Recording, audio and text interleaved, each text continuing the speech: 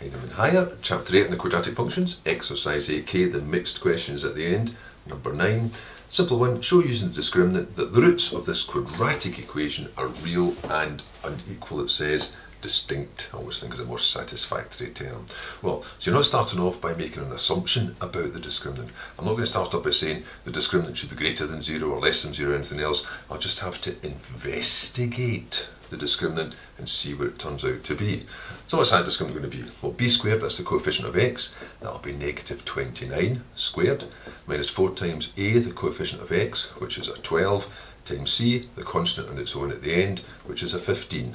Not equal to anything or greater than, just what does this come to? Well, 4 15s are 60, 12 60s are 720, 29 squared is pretty close to 30, it's 1 off of it, so you could say 30 take away 1 squared and use the pattern for the square of a bracket. 900 minus the twice the product, minus 60, 840 plus the 1, so 841, so that's 121. Now I can make my statement. So the discriminant given by b squared minus 4ac is in fact greater than 0, which means that the roots are in fact real and distinct, separate from each other. But you could say more than that, because 121 is exactly the square of 11. The square root of 121 is a whole number. And when that's the case, there's something else you can say about the roots, because in that case the roots are going to be using negative b plus or minus the square root over 2a.